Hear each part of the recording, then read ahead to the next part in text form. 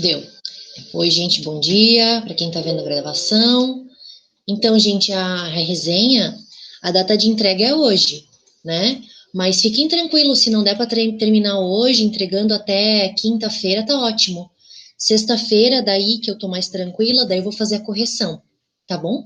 E daí eu já divulgo a nota também. Eu tô pensando, gente, como esse semestre a gente tem que, nós professores, né, a gente tem que fazer 3 avaliações autônomas, N1, N2, N3 tem que ser separado, não pode ser a média, né? Lembra que a N3 era a média semestres passados? Então, por conta disso, eu não quero também sobrecarregar vocês. Então, eu estou pensando em pegar essa resenha que a gente está fazendo ali do Nina Rodrigues e dos textos e vídeos da Lilian Schwartz, é, e então fazer essa N1. Porque senão a gente vai acabar fazendo 6 atividades, eu acho que é muita coisa. Vocês já tem tanta coisa aí para fazer, né, gente? Então também não quero sobrecarregar vocês, tá? Então, a princípio, a ideia é fazer essa resenha, então, como a N1. Aí depois eu já, sexta-feira, se tudo der certo, das minhas agendas aqui, daí eu já divulgo a nota, tá? E daí a gente passa já para N2. Pode ser, gente? Só para ficar, qualquer coisa fica aqui registrado. Depois eu escrevo lá também no nosso grupo do WhatsApp, só para garantir, tá? Bom, passado esse recado, então, da resenha, é legal ter perguntado, eu já ia falar sobre isso mesmo. Outro recado que eu queria passar antes da gente continuar nossa aula que a gente encerrou na semana passada. Semana que vem, gente, dia 14, no horário da nossa aula, vai ser colação de grau do pessoal que está se formando. E aí, como eu estou nessa situação agora, né, de coordenação, de coordenadora do curso, então eu tenho que participar. E aí vai de manhã cedo até meio-dia, quase 1 hora da tarde. Então eu vou ficar a manhã inteira nessas colações de grau. Vão ser vários grupinhos, assim, colação de 30, 40 minutos, então é uma atrás da outra. E aí a gente não vai ter aula, tá? Então, assim, como a gente não teve nenhuma paralisação para vocês fazerem essa atividade da resenha, então eu não me sinto assim tão mal da gente não ter aula semana que vem, tá? Mas pode deixar que eu mando também no grupo, deixo o recado lá no Class também, vou deixar no Unimestre, mas então semana que vem a gente não tem aula, tá? E não vou deixar a aula gravada porque eu acho legal a gente ter essa interação mínima aqui entre a gente, né? Então, por enquanto, não vou não vou usar desse recurso. A não ser que aconteçam muitos feriados até o final do semestre, que a gente não consiga terminar todo né, a demanda ali da ementa, da disciplina, daí eu gravo alguma aula, mas a princípio eu acho que não vai precisar não, tá? Então tá, beleza, tranquilo essa questão, gente, então não temos aula semana que vem, o trabalhinho da resenha pode entregar até amanhã, que daí sexta-feira eu corrijo e divulgo a nota, e aí ela vai ser a nota N1, tá bom? Fechou então. Gente, na semana passada, vou compartilhar aqui com vocês a minha tela. A gente estava finalizando a temática a respeito dos objetos que são estudados na criminologia, nos estudos criminológicos. E a gente estava falando, deixa eu só dar uma voltadinha aqui, a gente estava falando sobre a questão da vitimologia, da vítima, então, enquanto objeto, né, de estudo. Deixa eu só colocar aqui o mosaico, que assim fica meio estranho do jeito que tá. Deixa eu botar mais aqui. Acho que deu. Vamos ver. Tá, fechou. Então, essa questão dos objetos. Então, a gente volta ali para a questão da vitimologia. Acredito que já deve estar aparecendo aí para vocês. Qualquer coisa, vocês me avisem se tiver travado ou, enfim, se não estiver funcionando.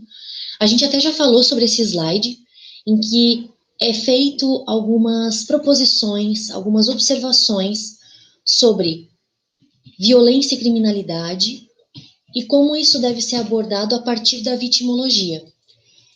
E o que se percebe é que muitas das vezes nem sempre a violência ela está atrelada a algo que é considerado como crime, tipificado em lei. Às vezes a violência ela é, né, sobreposta, ela ultrapassa os limites do que é considerado crime. Então a gente poderia botar até uma analogia assim, né? Um círculo aqui seria o que é considerado criminalidade, crime, tipos penais, enfim. E aqui ao redor, então, até cobrindo, então, também a criminalidade e a violência. A gente poderia, então, até botar num amplo aspecto a ideia do desvio, que a gente vai trabalhar um pouco mais para frente, nas escolas sociológicas. Então, a gente deu até a sugestão, né, a ideia, o exemplo, nos casos, por exemplo, de, sei lá, empresários que sugam os seus funcionários, exigindo, né, produtividade, ganhar mais, muito lucro.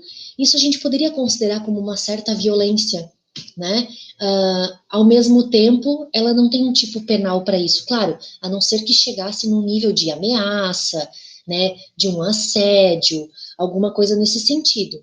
Mas, a princípio, pensando somente sobre a perspectiva de querer mais lucro, não seria considerado crime, né? Até porque, teoricamente, o funcionário teria liberdade para dizer, bom, isso aqui não está dando mais para mim, tchau, vou pedir minha demissão, né?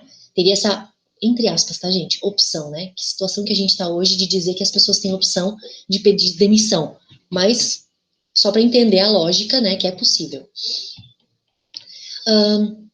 A gente sabe também, colocado essas propostas, de que não adianta cada vez mais tentar punir crimes com mais violência. O crime, normalmente, ele está vinculado a algum tipo de violência. Pode ser até mesmo uma violência moral, física, né, patrimonial, pode ser até mesmo psíquica, né, ou pode ser uma violência coletiva num aspecto do tipo saúde pública, mas não deixa de ser uma violência. Então, o conceito está muito intrínseco à ideia de crime. No entanto, muitas das soluções que às vezes políticas públicas vêm para dar para essa questão da violência é mais violência, mais punição, penas mais graves. Na semana passada a gente até falou, acredito que foi aqui na nossa aula, do tipo penal novo criado agora, né, do stalking. Até a gente falou e eu acho que estava bem na inteirinha ali de ser aprovado. E acabou sendo aprovado na semana passada. Acredito que vocês devem ter visto. E lá tem a descrição, né, dessa ideia da perseguição, né, ela não deixa de ser uma ameaça com mais especificidades, né, porque existe uma certa relação, então é uma perseguição não somente física, mas pode ser até mesmo pelas redes sociais. A questão é, a pena que foi colocada é de acho que de 6 meses a 2 anos, se eu não me engano, se alguém quiser até dar uma verificada, tudo bem, mas se eu não me engano é isso. E se a gente parar para pensar, será que isso vai algum dia levar alguém para prisão, gente? Essa é a primeira pergunta. Eu acredito que a resposta seja, olha, acho que não, porque isso iria para o juizado especial. Então, só em casos muito drásticos, talvez em crimes conexos, né? Aí talvez então geraria possivelmente algum tipo de prisão. Mas a princípio não. Pensando que a pena é até 2 anos, num caso extremo, extremo, extremo, a gente teria as restritivas de direito, né? Então, mesmo nesse sentido, já não levaria para prisão. Beleza. Mas é uma punição, vamos dizer assim, levemente severa. Porque, de certa forma, a pessoa, vamos dizer assim, poderia perder o seu primário, né? Responderia ali o processo e todo o constrangimento que tem e tal. Por não ter sido uma pena tão severa, eu acredito que não entra nessa ideia da vitimologia de tentar resolver uma violência, né, primária, com uma outra violência secundária que seria a punição ou a sanção. Então aqui não entraria. Mas aí a segunda pergunta que eu faria para vocês, e se vocês quiserem até comentar no chat, abrir o microfone e ficar à vontade, é a seguinte: vocês acham que a criação desse tipo penal, do stalking, ou enfim, essa ameaça ali especializada, né, ou qualificada, iria colocar um receio na pessoa que vai cometer? Ela vai conseguir prevenir que determinados crimes aconteçam? Ou vocês acham, aí segunda opção, ou vocês, tipo enquete do Instagram, né, gente, opção 1 e opção 2. Ou vocês acham a opção 2 de que esse tipo de atitude é simplesmente uma resposta política, uma resposta de política pública que Câmara, Senado, né, governo de forma ampla, acaba tentando dar para a sociedade, de situações que acontecem. O que vocês acham? Quero escutar vocês ou ler ali o chat o que vocês acham. Opção 1 ou opção 2? Tem alguém aí?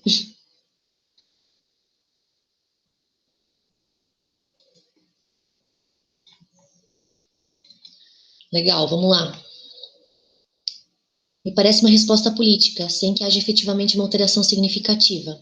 A Duda falou também uma resposta política. O Luiz Felipe falou essa parte primeira.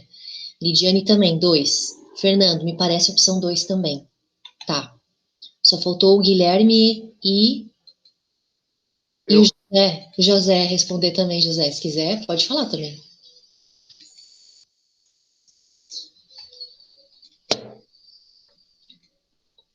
Bom, o que eu posso dizer para vocês é o seguinte: não há uma resposta pronta, mas realmente me parece que essa alteração legislativa é no afã de dar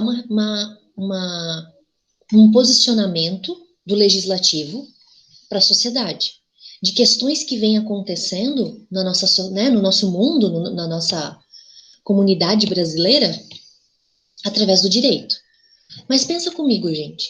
Será que a gente já não tinha tipo penal suficiente para talvez encaixar essa situação? A gente já tem o crime de ameaça, né? A gente já tem os crimes, por exemplo, abarcados pela Lei Maria da Penha. Não que existam crimes tipos penais dentro da Lei Maria da Penha. Não existe, só existe um, né? Que eu acho que é o artigo 24C, se eu não me engano, que é a desobediência lá, né? A medida restritiva de aproximação, aquela coisa toda. Esse seria o único tipo que traz a Lei Maria da Penha. Mas todos os crimes, lesão corporal, estupro, violências patrimoniais, morais, né, injúria, difamação, o próprio homicídio, o feminicídio, todos os delitos que tem lá no Código Penal, que tenham sido praticados, que possam ser praticados contra uma mulher em situação ali de violência doméstica, tendo essa relação de afetividade, a gente considera, né, com certeza, também dentro dessa possibilidade, então, de repente, colocar o stalking ali nesse meio. Claro que às vezes é difícil de colocar, mas é possível sim. Eu acho que, ao mesmo tempo que é interessante a mudança legislativa, acredito eu que é uma resposta. Então, a opção 2, né? José até colocou ali, nunca através da violência, sempre através da educação. Eu concordo contigo, José, que a educação eu acho que é muito importante. A gente percebe que a questão cultural, às vezes, pode fazer toda uma mudança de paradigma, né? A gente já mudou, mas já trabalhou bastante isso aqui nas nossas aulas, e acredito que vários professores já falaram sobre isso com vocês. Mas às vezes não é só a educação, né? A gente tem que ter também políticas públicas de incentivo à infraestrutura, né, a emprego, porque às vezes a pessoa pode ser super mega bem educada, tem, né, formação, mas ela está passando fome, entende? Então, essa questão do econômico, do socioeconômico, junto com a educação, eu acho que é o que mais casa, assim, perfeitamente. A gente não pode fechar os olhos para a situação econômica que a gente tem no nosso país, né? Mas eu concordo plenamente com vocês. Então, gente, essa questão realmente de ter uma punição muito severa para tentar resolver uma violência primária, ela é muito questionável na criminologia, muito. Que é esse poder de punição, né? E é um poder de punição desde a estrutura mais básica, do tipo o poder da polícia, né? A mão armada do Estado ali na hora da aplicação da lei, da norma, para colocar a ordem naquela situação, até a gente chegar numa situação de STF e estar discutindo habeas corpus e processos que lidam tanto com a questão procedimental como questão de liberdade. Então a gente pode ir em todos os extremos. Para atenuar alguns problemas de violência, e aí eu dou a continuidade aqui, algumas medidas dentro da vitimologia são sugeridas. do tipo, buscando uma pacificação, buscando reconciliação, solidarização. Então, é claro que aí a gente pode ir para aquele viés não só, né, de transações penais, suspensão condicional do processo e outros benefícios processuais, ou acordo de não persecução penal, por exemplo, também. Novo agora, né? Relativamente novo, já faz 1 ano e pouco. Mas a gente também tem a justiça restaurativa, que vem sendo, por exemplo, aplicada, né, no nosso país já há algum tempinho, que tem até mesmo uma recomendação do CNJ. Então, já vem, assim, buscando trazer um protagonismo, novamente, da vítima, porque daí, na justiça restaurativa, a vítima tem que aparecer. É claro que são casos especiais, casos pontuais, se entende que é muito perigoso ainda implantar de forma completa a justiça restaurativa em todas as questões de processo penal, né? Tem muita crítica ainda sobre isso. Mas é uma tendência. É uma tendência que não é futuro, gente, já está acontecendo. Assim como o direito sistêmico, também, né? Que busca, não só que a justiça restaurativa é dentro ali do direito sistêmico, seria assim, né? Direito sistêmico aqui, o guarda-chuva, a justiça restaurativa seria um cabinho ali dentro, né? Que faz parte dessa grande área. Mas a gente sabe que é muito mais amplo do que isso. As próprias conciliações, mediação, arbitragem, pode abranger esse direito sistêmico. E outras temáticas também, tá, gente? É claro que parece meio utopia, né? Essa ideia de buscar uma conciliação dentro do direito penal, mas daí como que seria? Eu traria a vítima e o furtador? Talvez.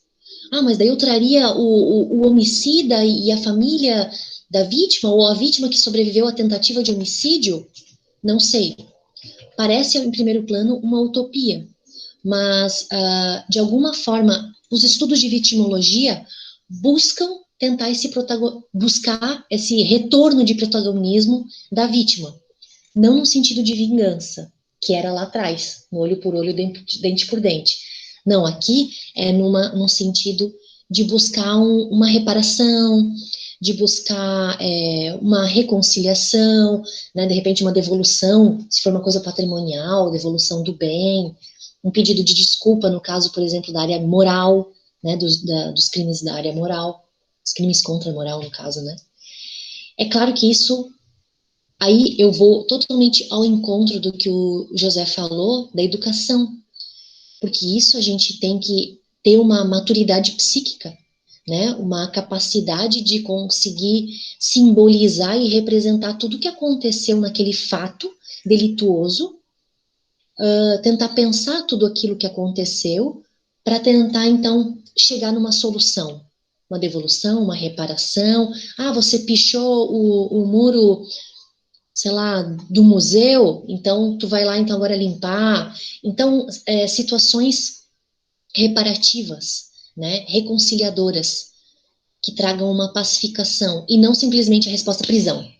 É isso que eu quero dizer, isso que é o mais importante aqui, que fique claro, que a própria vitimologia não apoia, né, os estudos de vitimologia não apoia a prisão como única solução.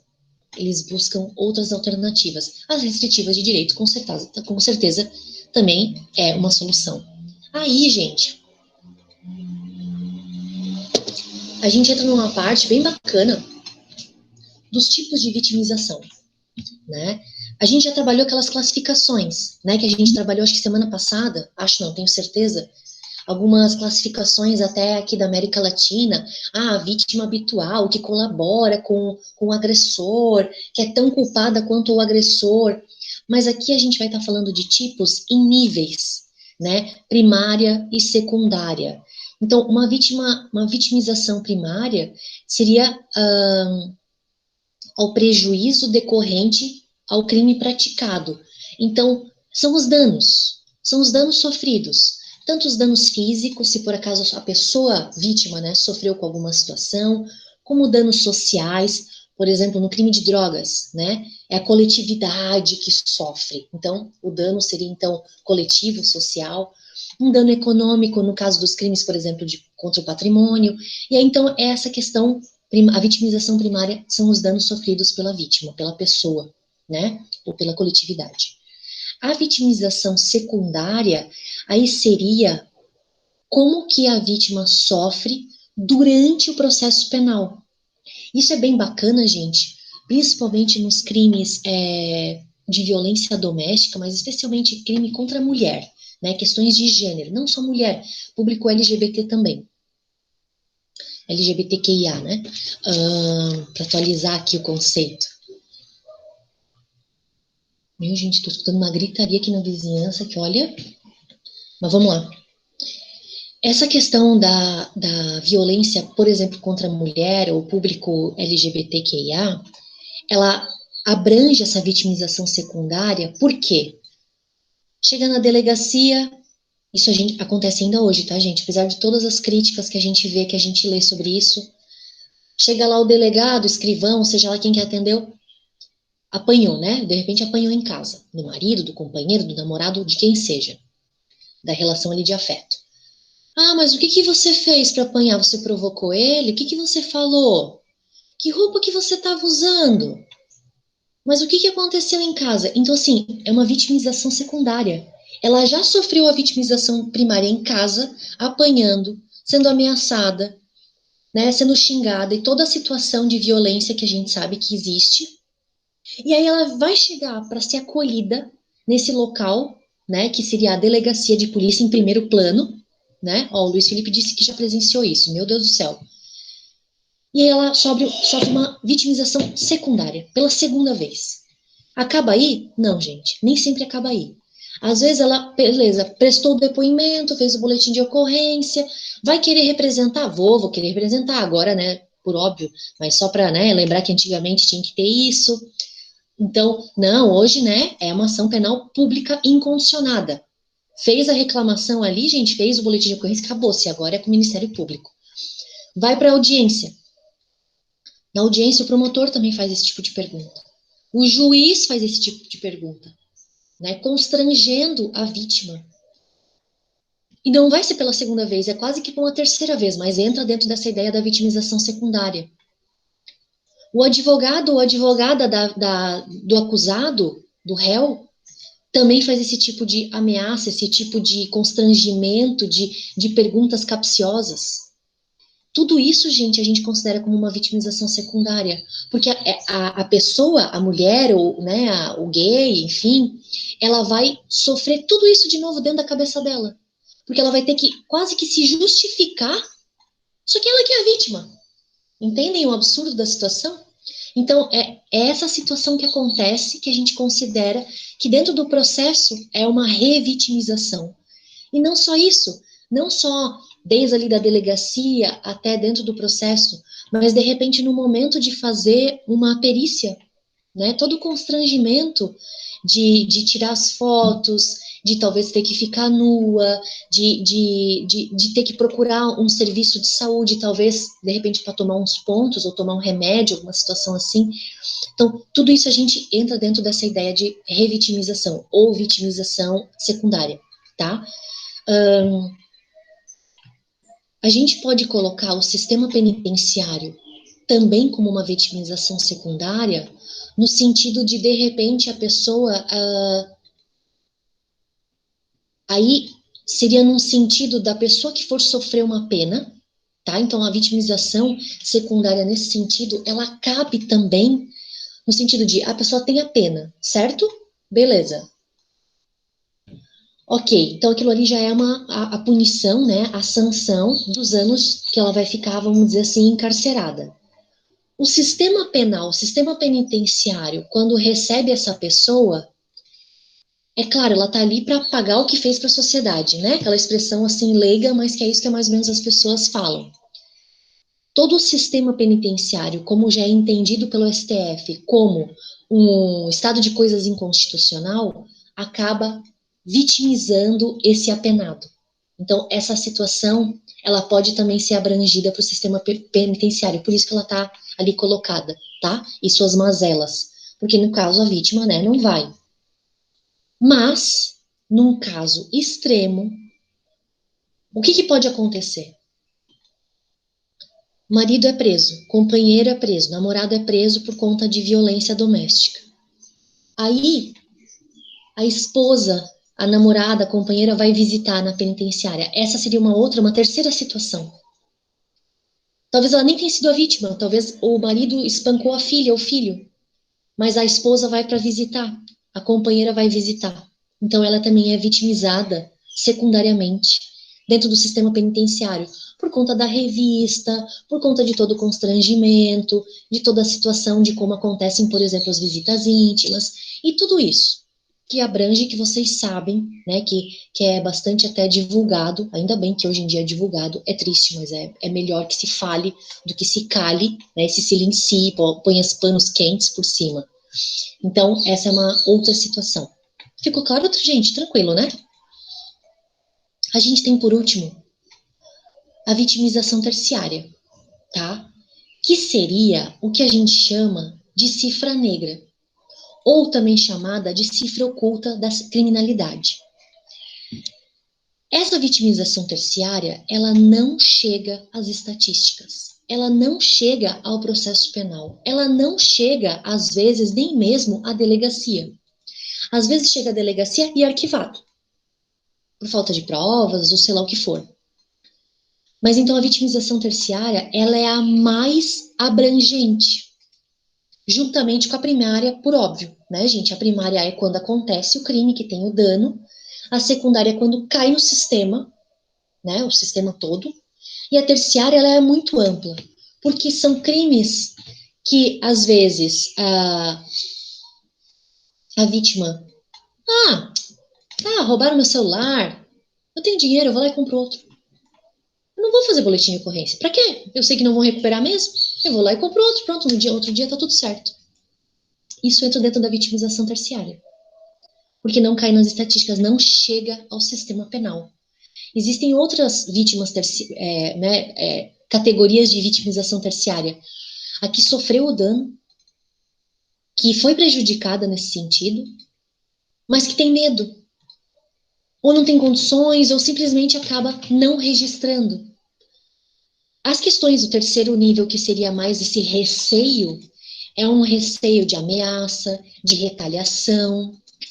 Quais são os crimes, gente, que mais entram nessa questão da cifra oculta? Seria, por exemplo, os crimes de estupro, de abuso sexual, das mulheres que ficam tão constrangidas com aquela situação que pensam assim, ó, eu não quero divulgar isso, eu não quero que ninguém saiba que isso aconteceu. Uma coisa que vai morrer comigo. E vou rezar para se cuidar para nunca mais acontecer. Isso é muito triste, né? Isso é péssimo, que a mulher tem um medo tão grande de divulgar, de colocar isso a público, né? Que acaba guardando isso para si e achando, olha só como eu falei, eu vou me cuidar para que isso não aconteça mais. Ela acaba essa vitimização terciária, ela vem junto com quase que um sentimento de culpa, né? É o que muitas das vezes a gente vai ler em relatos, né, de psicólogos, claro, protegendo a identidade, né?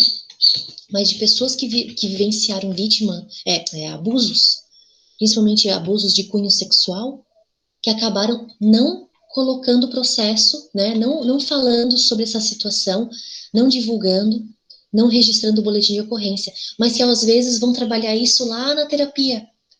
E aí todo um trabalho para tentar, né, resolver isso dentro de si é muito complicado. Vocês verem, ó, como a criminologia, ela não é só o direito, né, gente? Ela também abrange essas outras temáticas.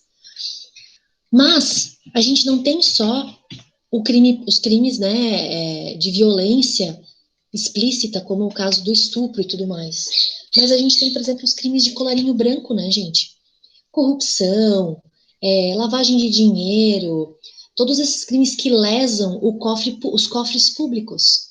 Eles também, de certa forma, podem entrar dentro dessa vitimização terciária, porque são crimes que às vezes não chegam à estatística. Simplesmente se faz ali, se comete o delito e nunca fica se sabendo, né? Ou quando já fica se sabendo, já prescreveu, dependendo da situação. Então, assim, a gente poderia colocar aí dentro dessa cifra oculta. Eu vou trazer para vocês, eu confesso que eu não sei se está aqui nesse slide, eu dei uma olhadinha, mas de cabeça eu não lembro. Dentro dessa ideia das cifras ocultas, que também, de novo, é um guarda-chuva, a gente tem várias categorias. Cifra rosa, verde, branca, azul, tem várias cores, dourada, que correspondem a... Mas que engraçado, eu não lembro se tá aqui, deveria estar aqui na sequência, mas pelo que eu tô olhando não tá. Mas eu vou colocar e vou mandar para vocês. Tem toda essa subdivisão. Então, por exemplo, assim, cifra rosa é violência doméstica, cifra verde são os crimes ambientais, que também acabam caindo nessa ideia da cifra oculta, né, que não caem nas estatísticas, não chegam ao sistema penal. Cifra azul, se eu não me engano, é por conta do, né, blue collar crimes, que é essa ideia dos crimes de furto, mas quase que cai nos princípios de insignificância, o crime de bagatela, porque são bens, né, avaliados de forma muito baixa, menos de um salário mínimo. E assim por diante, a gente tem várias cores, né, então cada uma vai trabalhar uma ideia da cifra oculta. Então tem alguns autores que acabam dividindo. Pode parecer besteira isso que eu acabei de falar, mas essa desgraça cai em concurso público, gente. Os crimes a cifra oculta corresponde a crimes, crimes ambientais, certo? E assim por diante, sabe? Acaba caindo esse tipo de coisinha de cifra oculta e as suas cores e quais crimes que correspondem a essas cores. Então eu vou mandar para vocês que eu acho que é importante, tá? Vamos adiante, gente. Fazendo algumas reflexões, né? Por exemplo, o criminoso de uma violência de massa, criminoso aqui, né? Será que ele não sabe o que faz? A gente colocou, eu botei ali a imagem, né, de uma guerra. A guerra, a princípio, né, são uma guerra, eu digo, ali física, né, de ter ali as trincheiras e tal, um confronto armado próximo. São soldados. Eles, a princípio, não são criminosos, eles estão cumprindo ordens. Eles estão tentando defender alguma situação, território, né, alguma situação ali de enfrentamento. A quem eles estão enfrentando? São criminosos? São criminosos de massa? São movimentos coletivos? Mas esses soldados que atuam, que fazem de repente matanças generalizadas, em algumas situações até matando não só as pessoas que eles devem enfrentar, mas de repente escolas, hospitais.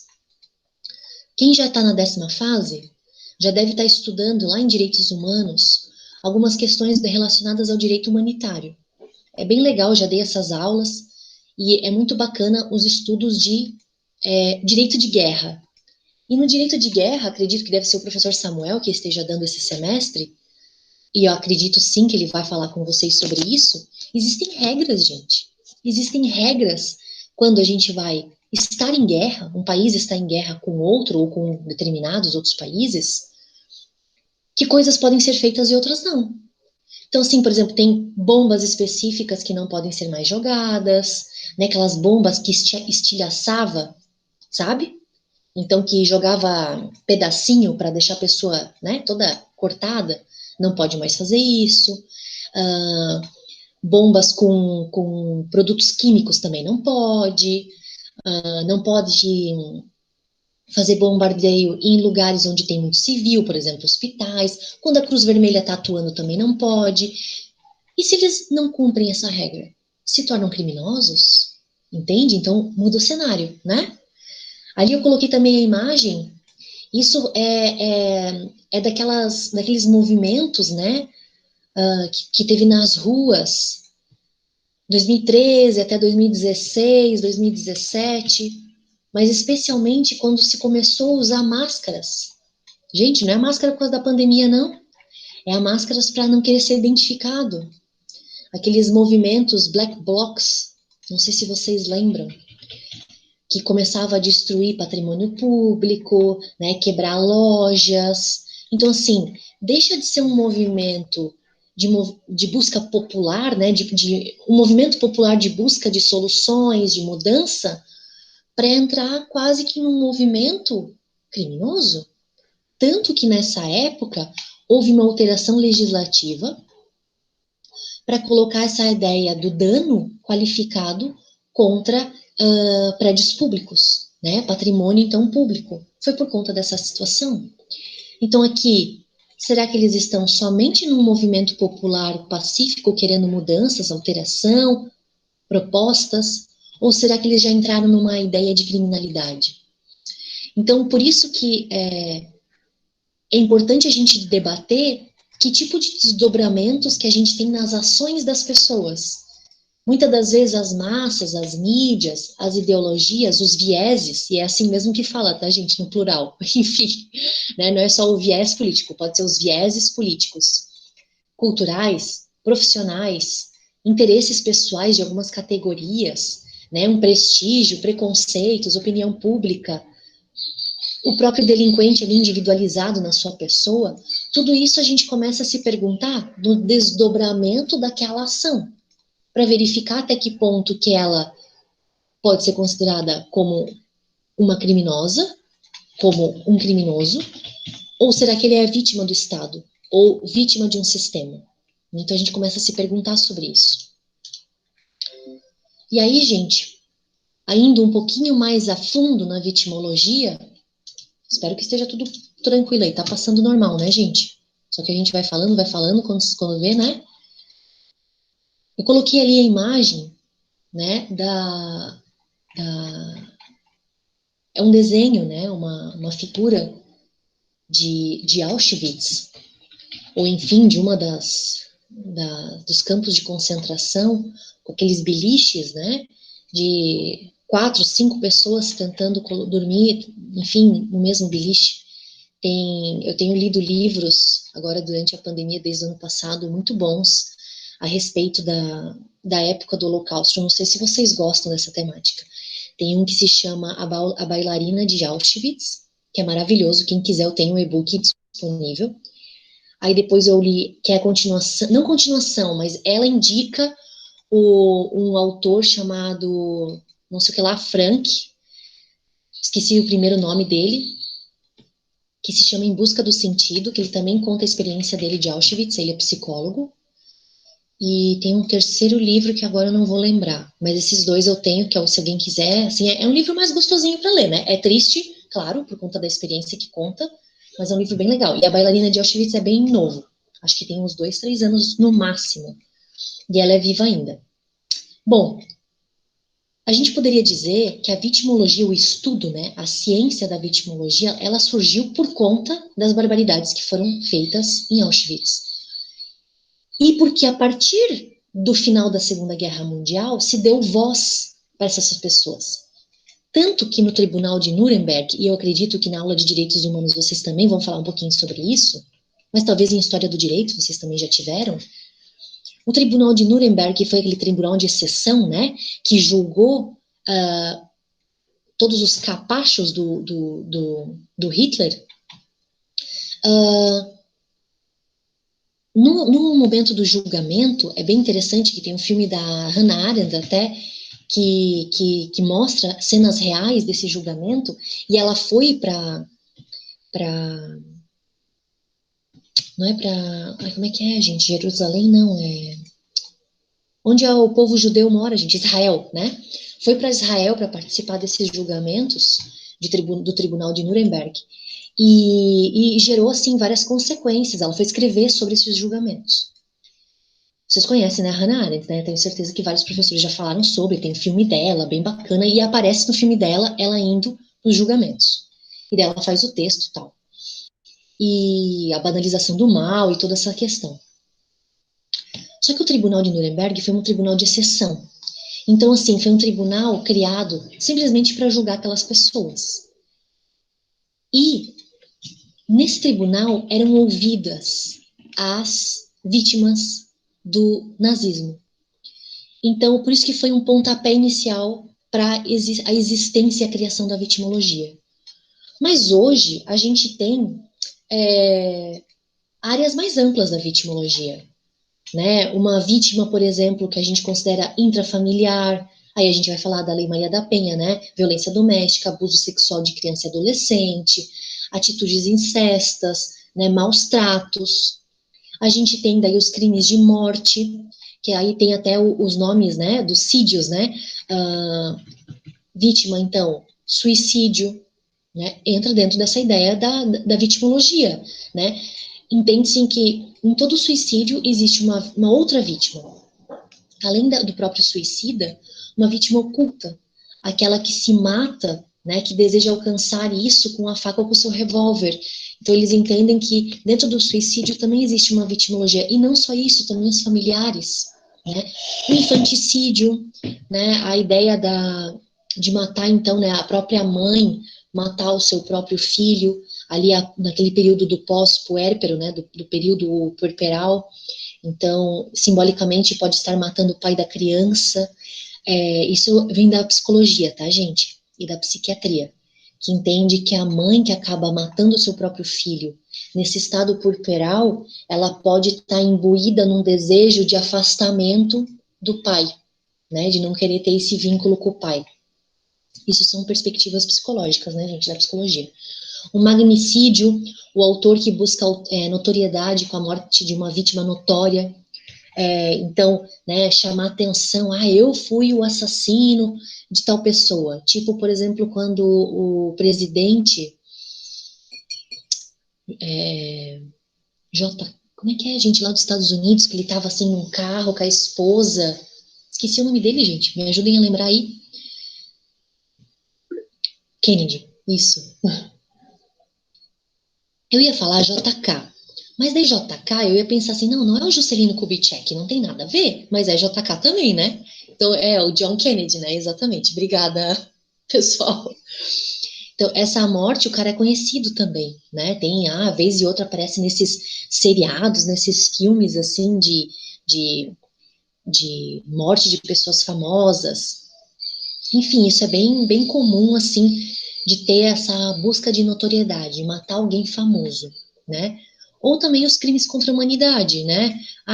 No caso do Holocausto, os judeus, os armênios, ali seriam os indígenas, né? Isso aqui eu peguei uma imagem, tá? Por isso que eu não alterei. Mas seriam, então, os indígenas, né? Enfim, toda a população. A gente pode até considerar, hoje em dia, crime contra a humanidade, por exemplo, a gente chama de genocídio, né, gente?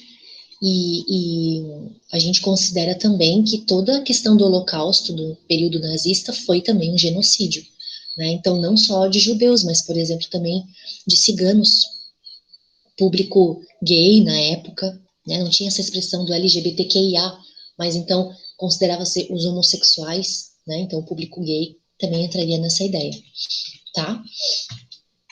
Vamos adiante. Outras perspectivas de vitimologia, o assédio sexual, que eu já falei para vocês, né, que está muito vinculado a essa ideia das preconcepções patriarcais, né, de um machismo ainda muito estrutural dentro da nossa sociedade. A questão da homossexualidade e toda a violência que esse público acaba sofrendo, né, por conta das suas, entre aspas, preferências sexuais diversas, né, do aspecto heterossexual, que acaba sofrendo. Os menores que sofrem, então, com violência, já coloquei, né? Mas também a questão da pedofilia ou a parafilia, né? Que tem outras acepções de práticas sexuais normalmente não aceitas socialmente, né? A pedofilia, a zoofilia, que seria, então, praticar sexo com corpo, né? Com cadáver, no caso da necro, e a zoofilia com animais. O incesto e a eutanásia. A eutanásia no nosso país, ela ainda é considerada crime, né, gente? Então, tanto que eu botei ali até a foto da tesourinha ali, né, cortando o sorinho, mas é bem essa ideia, né, que a gente ainda considera como crime. Então, a pessoa que é morta a partir de uma eutanásia, uma morte. Tem um nome para isso, é morte amiga, ou morte eugênica. Tem um nome, assim, interessante para essa questão da morte ali, mais harmônica, né? Claro, sem violência, por óbvio. Mas então, considera-se também como uma vítima. Eu coloquei essas imagens aqui, né, gente, das vítimas da sociedade e também de si mesmas, né? Daí ali pessoas desabrigadas, né? Então, pessoas em nível, né, uma família vulnerável, né, os idosos ali subindo a escada. Aí tem a fotinha da Amy Winehouse, né, que acabou sofrendo, acho que overdose, se eu não me engano, né, super nova, morreu com menos de 30 anos. Então, a questão, né, aí eu botei uma outra foto ali mais exagerada do uso de drogas, né, que a gente vê mais usualmente o usuário, né, e também a questão ali da mulher, né, que está submissa, com a cabeça baixa, então que sofre violência em casa, ou da criança, né, criança ou adolescente. Então, são as vítimas da sociedade, mas na verdade, a gente pode dizer que essas poderiam ser as vítimas usuais, e pelas estatísticas são, mas nada não significa dizer, né, que homens não possam também ser vítimas, né, gente? Por óbvio que sim. Então, mas são as vítimas que mais estatisticamente sofrem no nosso país. A gente tem legislação que fala um pouco sobre a vítima, desde a Constituição Federal, né, que vai tentar, que vai dizer que a lei vai dispor de hipóteses e condições de assistência para proteger familiares e dependentes das vítimas de crime doloso, né, sem prejuízo ainda de uma responsabilidade civil. A gente tem no Código de Processo Penal, isso a gente já trabalhou até em PPD, né? A ideia de, quando o juiz profere a sentença condenatória, já fixar um valor por esse prejuízo, né, de dano ao ofendido. A gente tem também no Código Penal, no 59, na hora do juiz ali avaliar a pena, né, além de todos aqueles elementos, né, que ele tem que avaliar o comportamento da vítima.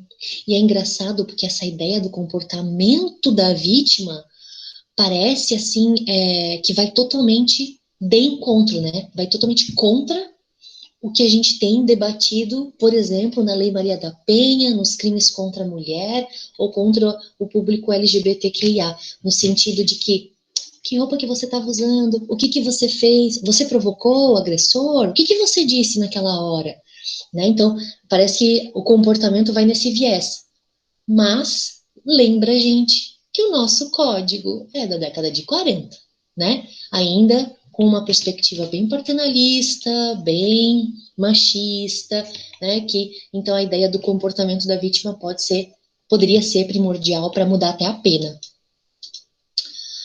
Bom, terminamos a questão da vítima.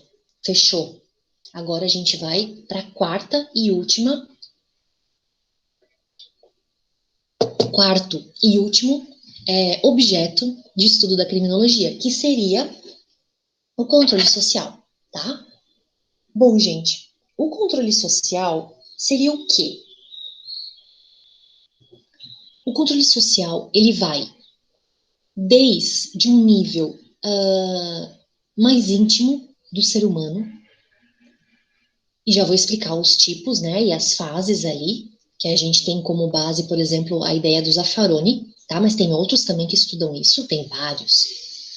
Então, por exemplo, a minha relação, eu e meu marido, eu e meus familiares, eu e meus amigos, eu e meu círculo de colega de trabalho, eu e onde eu trabalho, as minhas relações de alguma igreja que eu participo, por exemplo, né, ou de alguma representação religiosa, enfim. Ah, na minha academia, independentemente. Então, os círculos sociais que a gente convive, isso já pode ser considerado como um controle social. É claro que daí é um controle social muito mais voltado para o desvio do que para a ideia de crime, propriamente dito. Mas a gente tem outros níveis de controle social. E aí a gente pode entrar, vamos um degrauzinho a mais, para um controle praticado, por exemplo, pelas polícias, mais um degrauzinho, pelo controle praticado pelo Ministério Público, né, ou pela própria vítima, os representantes legais, pelo Poder Judiciário, e aí, num último andar, pelo sistema penitenciário, tá? Então, o controle social, ele vai desde uma esfera muito íntima de cada ser humano até num lugar que tira completamente a tua individualidade, né? Todos os teus laços, e que daí seria o sistema penitenciário, que seria o mais agressivo em determinado nível de análise. A gente considera que a forma de exercício desse controle social, ele é um poder hegemônico, né? Ele é um poder dominante, né? Então, vamos ver o que o Zaffaroni diz a respeito disso. Ele entende que existe dois tipos de controle social. Um controle mais difuso e um institucionalizado, que é bem como eu acabei de colocar para vocês. Esse difuso, ele está de forma geral, assim, né, espalhado na sociedade. Então, é a família, é onde eu estudo, é a educação que eu tenho, então, o capital, né, cultural que eu tenho, aí o Bourdieu, para quem curte, religião, né, eu pratico alguma religião, não, eu faço yoga e meditação. Não que considere-se isso, gente, como uma religião, não vamos entender mal, mas né, são perspectivas de metafísica, de entendimento de um ser transcendental. Então, isso pode ser também considerado um controle social, né? Não, eu participo de tal religião, de tal igreja, eu vou lá, também pode ser considerado. Uma ideologia, pode ser uma ideologia política, pode ser uma ideologia cultural, profissional, né? Então é amplo, tá, gente? A própria mídia, quando a mídia, por exemplo, faz todo um levantamento, publicação, é, reportagens jornalísticas em cima de uma determinada situação, antes mesmo de ter um processo, parece que é um julgamento social. A pessoa já vai para o júri, principalmente nesses casos, né, gente? Para o júri, mas também nos casos de crimes de colarinho branco, né, que a gente tem visto ultimamente, especialmente pós início da Lava Jato, que acaba já culpabilizando essa pessoa. Deixa eu fazer um parênteses aqui. Vocês têm acompanhado o caso daquele menino, o Henri, e acho que é deputado, né? Jairinho, e da esposa? Vocês têm acompanhado, gente? Vocês estão aí? Me diz um sim aí, se alguém já ouviu falar, você sabe do que eu tô falando. Vocês sabem do que eu tô... Não tá acompanhando, Guilherme? Tá. Alguém tá acompanhando, gente? Eu preciso contar a historinha. Pode contar a historinha, Estou aqui, professora. professora. Pode contar. Tá bom. O que tem sido divulgado na mídia? Eu não tenho acesso ao inquérito, então eu não sei. O tal do doutor Jairinho, que se eu não me engano é deputado em São Paulo. É deputado em São Paulo, né, amor? O Jairinho é deputado em São Paulo, né? Deputado saiu. No Rio de Janeiro. Tá. Nós estamos em home office, eu e meu marido aqui em casa, então por isso que eu perguntei pra ele. Aí, ele tava morando junto com uma mulher, não vou lembrar do nome dela agora, e essa mulher tinha um filho, do primeiro casamento dela. O nome do menino é Henri, ele tem 4 anos. Tinha, né? Faleceu. E aí, o que eles alegaram no interrogatório deles na delegacia? Que eles estavam vendo um seriado e que o menino foi dormir e que daqui a pouco eles escutaram um barulho e quando eles foram ver, o menino estava meio que desacordado, meio desmaiado, meio coisa. Levaram para o hospital, mas já estava morto. Essa é a história que eles contam na delegacia. Aí começou a investigação. E diz que esse deputado, doutor Jairinho, já tinha violentado a ex-esposa, tem boletim de ocorrência. Aí já apareceu nas mídias, né, gente? Fantástico, Jornal Nacional, essas coisas todas. Depoimento de outras namoradas que ele teve que batiam nos filhos delas e também, inclusive, nessas mulheres. E já foi feita uma perícia a mando da mídia, dizendo que seria impossível a criança simplesmente ter caído da cama e ter tido aqueles ferimentos que ele apresenta. Então, tudo parece indicar que alguém matou a criança. Tanto que não é só, por exemplo, uma queda de cabeça, ou sei lá, ombro e cabeça. Ele até explica, né? O perito lá explica. Não, tem tipo, meio que uma batida, né? Contusão de fígado, nas costas, nos braços, na cabeça tem vários hematomas, enfim. Então tudo leva a crer que houve uma violência, que não foi um acidente. E é um caso muito triste, né? Porque o pai do menino tá assim, desolado.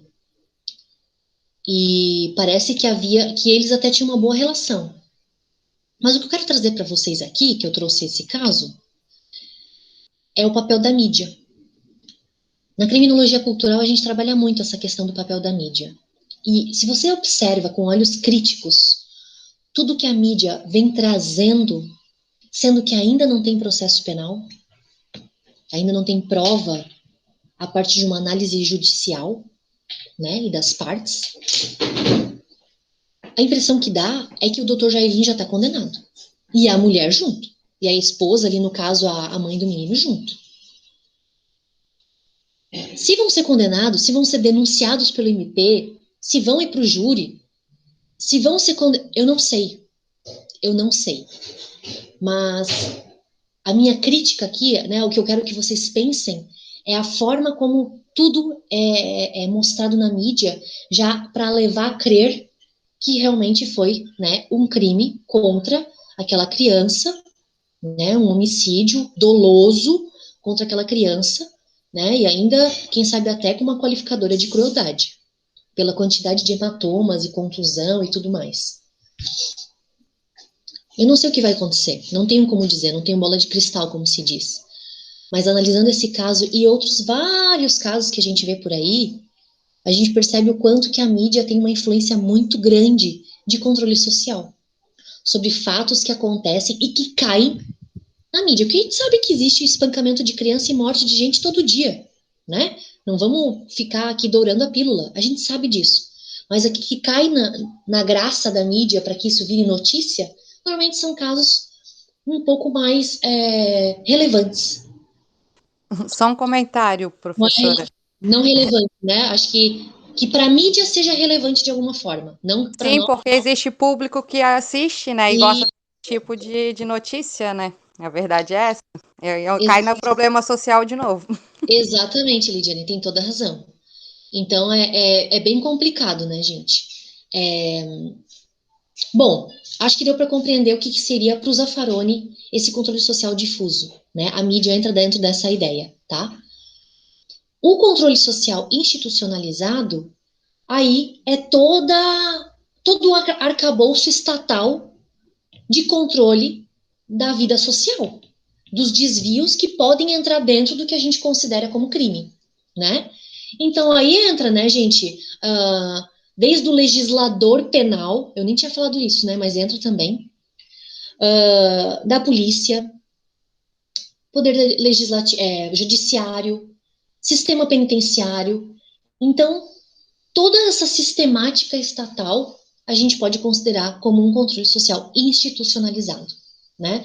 Ele ainda subdivide, né, essa ideia institucionalizada em punitivo e não punitivo, né?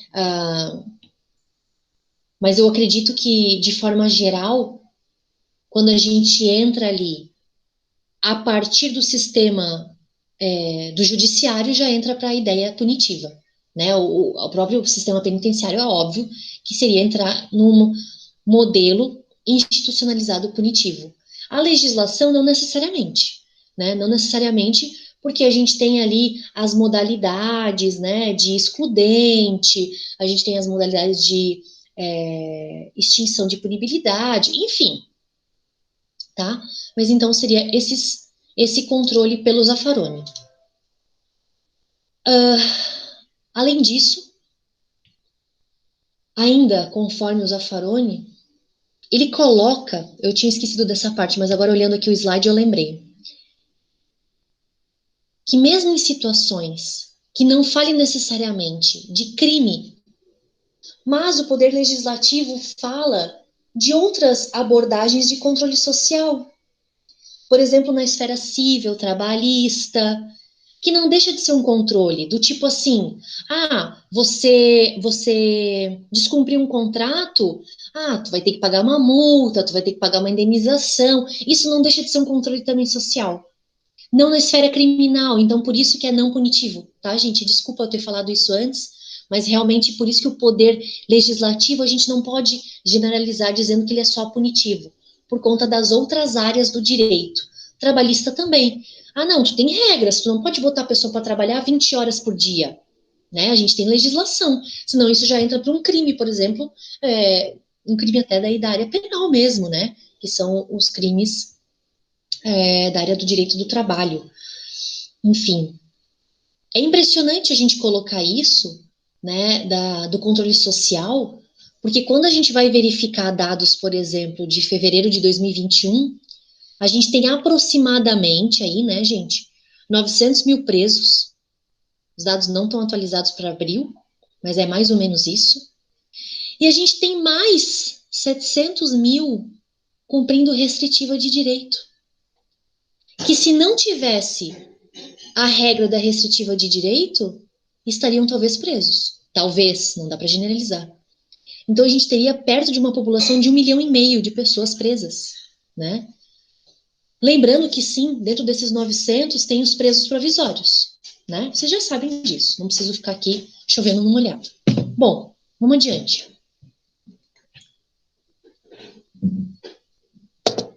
Quem aí não lembra do japonês da Polícia Federal, hein, gente? Vocês lembram, né, gente? Ele é figura marcadinha aí nas prisões engendradas pela galera lá da Lava Jato, né? Sempre estava lá participando. Muito bem. Aqui a questão que eu queria colocar, a Lidiane lembra, né, Lidiane? A questão que eu queria colocar, que eu coloquei ali a imagem dele, né, é trazer um certo paradoxo, né, um certo paradoxo do tratamento que é feito para, por exemplo, os presos lá da Lava Jato, ou os presos políticos e empresários. Eu acho que a gente já até pode superar isso, né, dessa ideia do lajavatismo, até por conta das todas as críticas que foram feitas ultimamente, né, todas as decisões e todas essas questões que a gente sabe, mas de se perguntar de como que é feito um tratamento de um empresário, de um político que de repente é preso preventivamente ou provisoriamente, enfim, ou para ir lá, então, preso em flagrante, dependendo da situação. Até tem que atualizar isso aí, não vou botar mais Lava Jato, vou até atualizar, né? Vou botar aqui presos na Lava Jato ou políticos, empresários, né? Vamos atualizar isso daí. Em razão do cargo que é colocado, né? Em comparação, opa, pulou. Em comparação com presos de crimes, por exemplo, contra o patrimônio, supostos traficantes, as invasões de domicílio que acontecem, às vezes, sem ter havido um correto mandado judicial para tal. Então, assim, o que eu quero falar para vocês é que, muitas das vezes, a situação que acontece, né, o modus operandi, que é feito esse controle social de determinado público, né, privilegiado, eu poderia colocar aqui nessas palavras, é totalmente diferente ou diferente do que o tratamento utilizado, o modus operandi utilizado para, né, uma atuação, por exemplo, numa comunidade no Rio de Janeiro, que entra atirando, depois pergunta. A pessoa já sai algemada, né, às vezes já está até espancada. Tudo bem, de repente houve resistência, tentativa de fuga, tem as justificativas. Não estou tentando entrar nesses meandros. Mas existe uma diferença de tratamento. E isso parece explícito, né? A gente percebe isso na mídia. A mídia novamente aí está aí para mostrar para a gente, né? A gente sabe que existe também essa ideia da identificação que eu coloquei ali, né? Eu vou ler para vocês. Os delinquentes comumente são identificados entre aqueles que, ainda que de uma forma pouco ajustada ou ilegítima, tentam capturar a fruta proibida do paraíso, a que tem direito, a fim de simplesmente tornarem-se iguais aos homens. Entretanto, raramente são identificados entre aqueles que tentam se igualar a Deus, no busca do poder e de domínios totais. Essa frase, gente, também vem ali do Zaffaroni, né? E é bem essa ideia de que não precisa ir no Rio, não, professora. Aqui é comum também o abuso nas comunidades. Sim, acontece. Com certeza, a gente sabe, né? Nas comunidades aqui em Floripa, na Grande Floripa, que acontece sim. infelizmente, por diversas motivações, né? Eu gosto também de, sempre que eu faço uma crítica ao controle social da mão armada do Estado, da polícia, ok, isso é verdade, a gente não pode diminuir, mas ao mesmo tempo a gente não pode esquecer que, ao mesmo tempo que é a polícia que mais mata, é a polícia que mais morre no mundo, né? É a polícia que mais sofre danos. Não estou querendo fazer aqui justiça, nem me colocar em qualquer um dos lados. Eu só acho que é importante sempre ponderar ambas as situações, né? Que também é uma população que às vezes não tem reajuste de salário durante anos, é desvalorizado, a comunidade muitas das vezes nem reconhece a polícia é, como legítima para resolver problemas, né? Então dá as costas, prefere resolver sozinhos. Então, toda essa questão da identidade, da representação policial, ela é bastante importante a gente nem sempre só olhar para um lado, porque daí a gente vai estar sendo dicotômico, né? A gente vai estar sendo, de novo, se polarizando. Então é importante sempre ver todos os lados. Como eu falei, não estou querendo defender nenhum dos lados, não. Eu acho que existe muito, sim, violência policial, infelizmente, ainda no nosso país. Mas não dá para generalizar, né? Por exemplo, a atuação na Rede Catarina, né, de enfrentamento à violência doméstica, pá, é, assim, uma atuação exemplar, né? Pelo menos aqui em Santa Catarina, assim, tem ajudado muito. Então, essa frase do Zaffaroni, ela vai trazer essa ideia de que muitas das vezes os delinquentes que a gente olha, não, é identificado, né, como uma pessoa desajustada, que busca lá, né, alcançar uma fruta proibida, mas na verdade o que ele está querendo buscar é talvez um equilíbrio de uma situação. Eu não estou querendo justificar aqui nenhuma atuação, mas o que o Zaffaroni mostra é que raramente são considerados os delinquentes aqueles que buscam se equiparar a Deus, ou seja, que buscam o poder, sabe? Na política, no dinheiro, dominando determinadas situações ou grupos, né, empresariais. Então, esses acabam entrando naquela cifra oculta que eu falei para vocês, né? Os crimes de colarinho branco, por exemplo. Então, por isso que eu trago essa ideia também da diferença de tratamento, dado pela, né, pela imprensa e também, em muitos casos, pela própria polícia, né, de forma geral aqui. O Calhau e o Molina, eu não sei se vocês vão lembrar, eles são adeptos daquela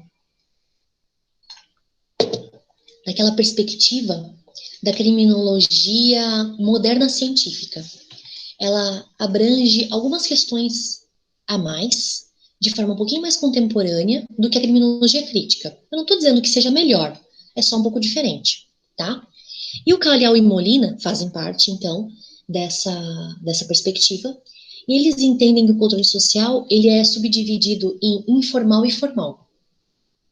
O informal é aquela perspectiva que eu falei, que seria o difuso do Zaffaroni, né? Mas que também busca, através de sanções positivas e negativas, fazer certos processos de socialização, né? Então, são condutas que começam desde lá da infância, sabe?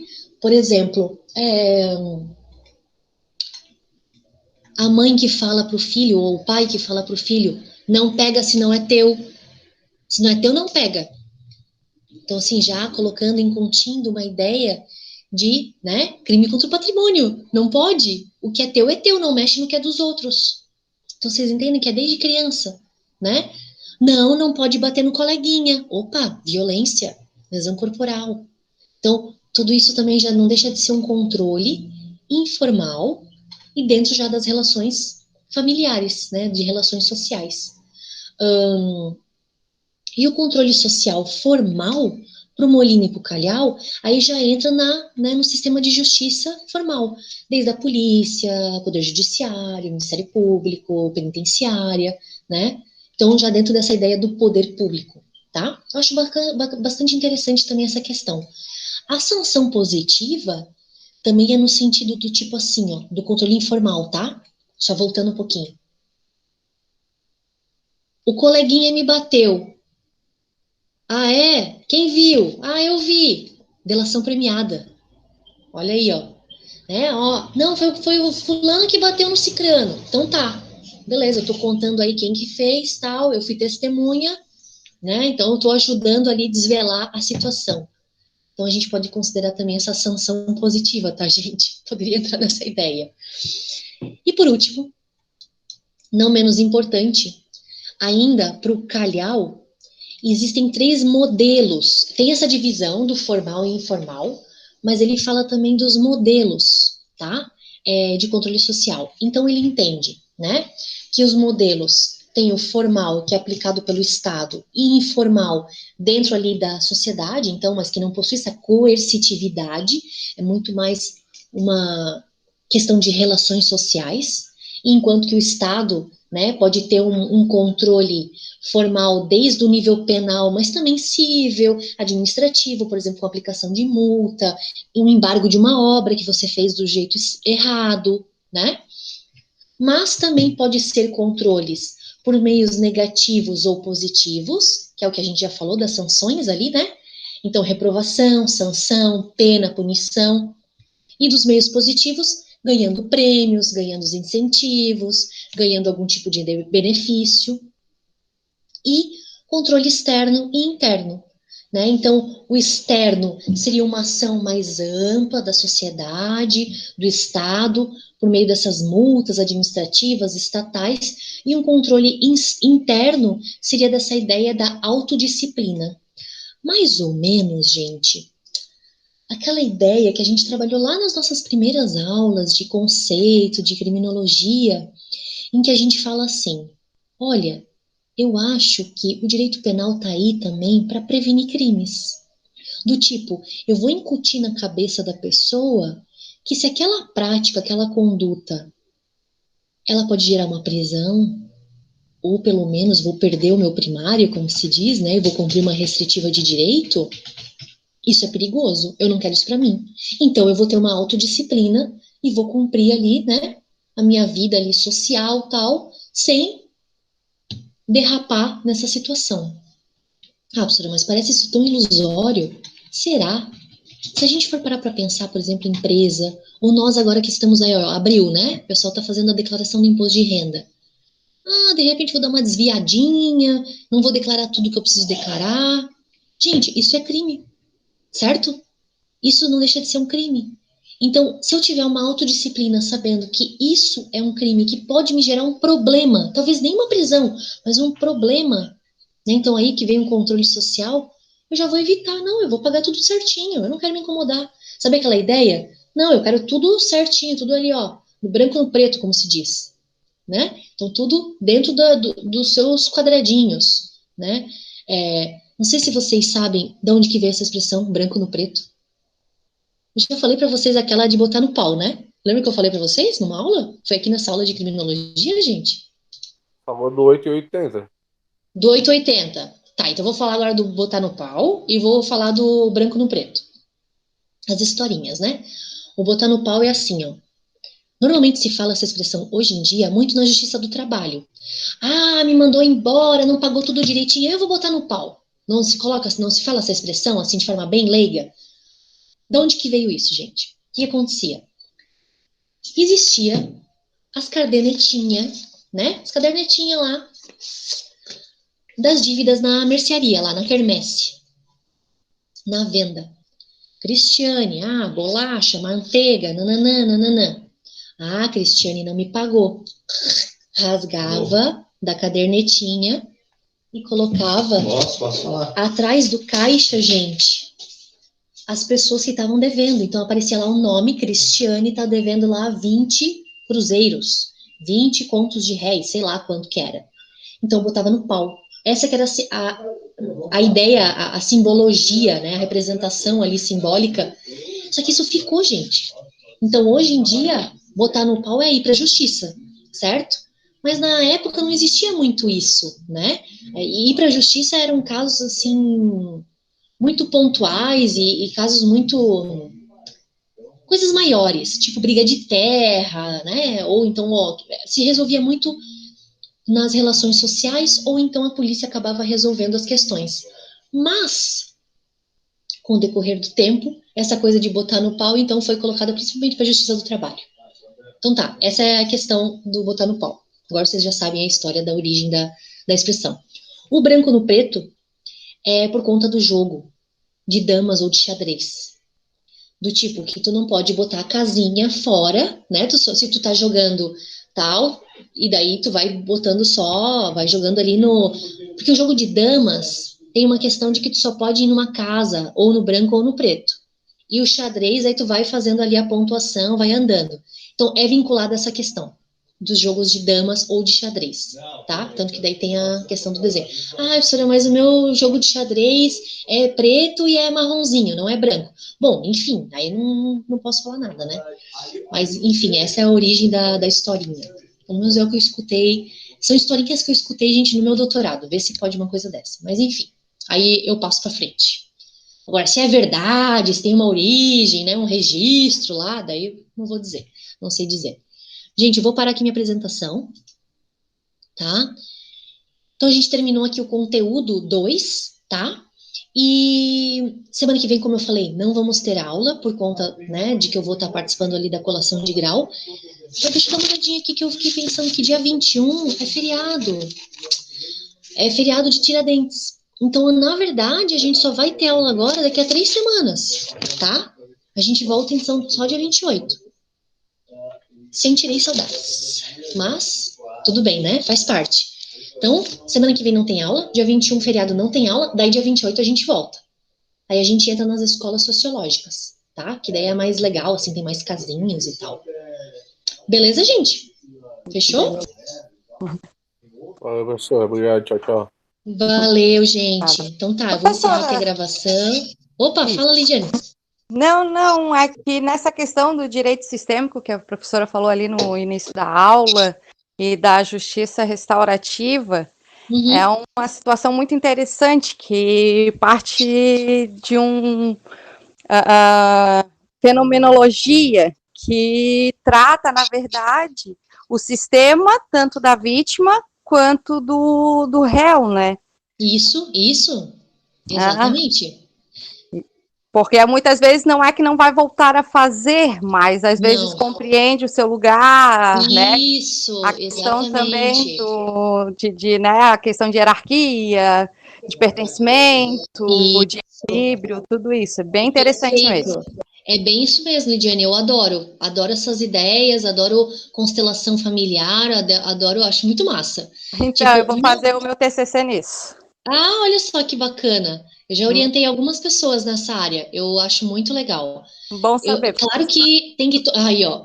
É claro que tem que sopesar onde que se aplica isso, né? Sim. Não necessariamente dá para se aplicar em tudo, sabe? Eu sei que tem estudiosos que dizem, não, dá para aplicar em qualquer situação, e outros dizem, não, constelação familiar, justiça restaurativa não se aplica em nada. Eu acho que não dá para ser os dois extremos, sabe? Não, é que na verdade tem que ver se a pessoa, né, ela está disponível para isso, né? Exatamente, com certeza. Se ela está Uhum. disponível para isso, resolve muita coisa. Agora, se não está, muitas vezes também não Não tem como adianta, obrigar. né? Exatamente. Não, mas bacana, vamos conversando. Tu tá em qual semestre agora, Lidiane? Então, eu estou na 8ª, só que eu acabei fazendo uma constelação e descobri o direito sistêmico. Desandou, assim, que eu já estava né, fazendo e não tinha o projeto TCC, procurei, não consegui fazer no semestre passado.